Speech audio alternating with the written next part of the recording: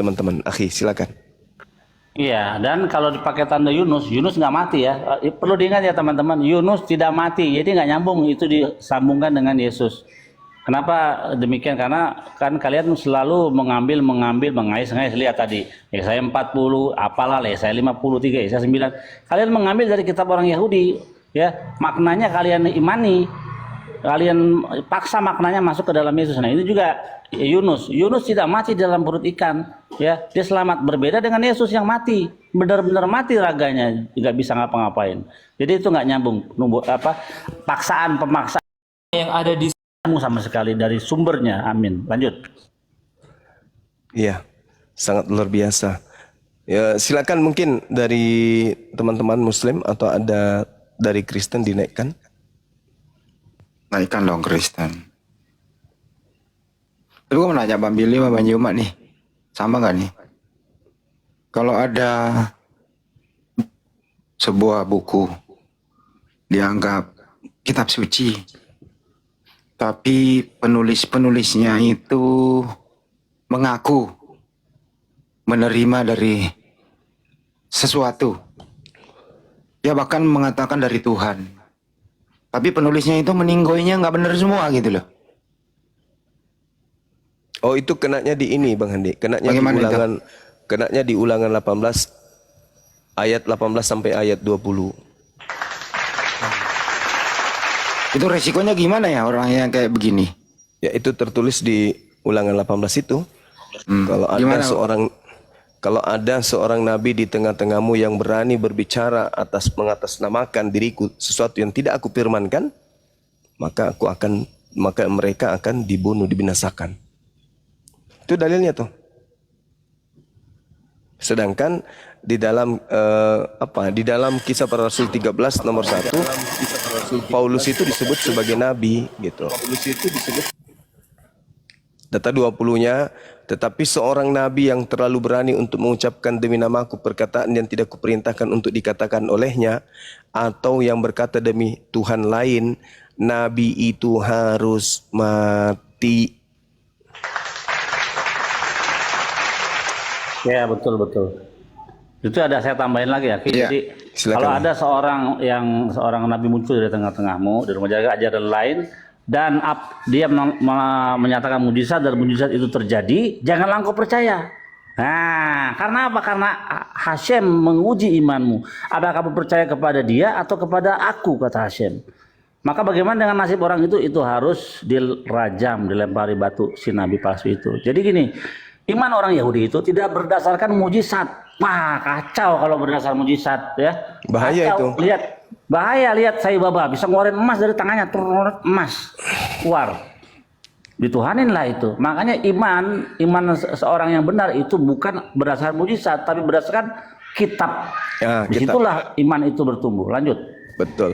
Matius 24 nomor 24, waspadalah kepada nabi-nabi palsu yang bisa melakukan mujizat yang luar biasa, sekiranya dengan mujizat itu mampu menyesatkan orang-orang pilihan juga.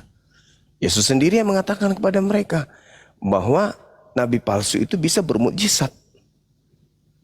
Artinya betul, kenabian seseorang itu tidak bisa dipandang dari segi mukjizat saja, tapi dari kitabnya. Memang betul, dari kitab menerima wahyu berarti ada penyampaian firman dari langit, dari Elohim yang sampai kepada oknum tersebut, yang menjadi kaidah ajaran terhadap dirinya dan terhadap orang-orang di sekitarnya, umatnya, kaumnya. Nah, sedangkan yang ada hari ini, bagaimana ceritanya dengan Bible milik orang Kristen ini? Adakah mukjizat di dalamnya untuk pengetahuan atau ilmu pengetahuan? No. Kalau itu nggak ada. Nah, itu dia makanya.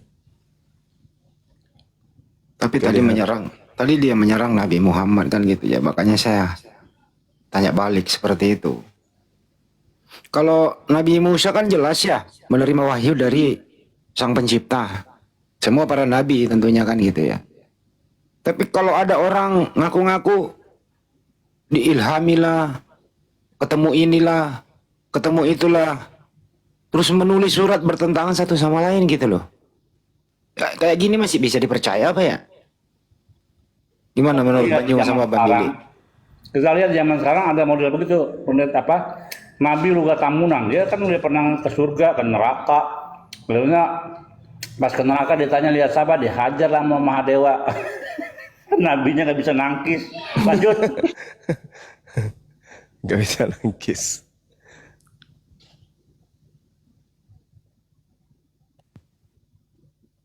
Tapi celaka ya orang kayak gitu Bang Juma ya, mengaku menerima terus menerima dari wahyu dari mana begitu, buat buku dijual murah.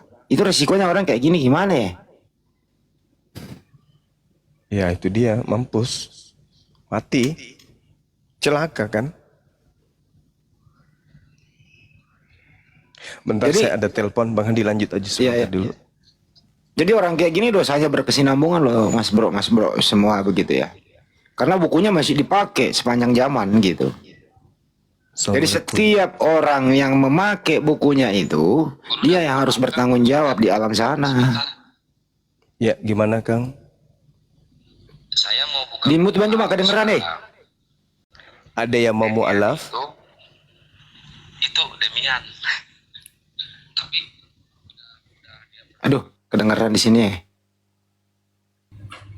Aku udah paham itu. iya. Sampai pagi ngobrol sama tuh bocah. Bocah itu dulu saya dapat ini fakta ya. Nanti tanya sendiri deh orangnya. Ini dulu bocah masih umur baru tamat SMA. Masuk di area diskusi lintas agama mulai dari grup WA. Brutalnya nggak aku tulungan. Bencinya terhadap Nabi Muhammad SAW. Bencinya terhadap Al-Quran, bencinya terhadap Islam. Nggak ada kata baik-baiknya. Semua suaranya yang keluar, kalau sama Muslim, termasuk sama saya, kotor gitu. Nggak ada bersih-bersih dari congornya gitu. Tapi saya berusaha mendekati dia. Saya berusaha mendekati dia gitu teman-teman. Alhamdulillah, seiring dengan waktu, anaknya mau berubah. Ini mohon maaf saya nggak bangga, menganggaplah saya ini gurunya. Saya edukasi terus bertahun-tahun sampai ini tahun keberapa ini? Kalau nggak salah ini tahun keempat apa tahun kelima ya? Alhamdulillah masuk tahun kelima kira-kira ya. Habis itu masuk di Zoom, dia berdua terus sama namanya swasta. Tapi masih ngeyel lah, tapi sudah nggak ada nista-nistanya. Nah, seiring dengan waktu jalan terus, akhirnya anak ini mulai mempergunakan akalnya dan sudah mulai jujur. Nah, saya bilang semalam, kalau kau sudah mulai jujur, artinya adalah ya akalmu sudah berfungsi. Saya tanya basic, ya semua argumentasinya ya ke Islam semua gitu.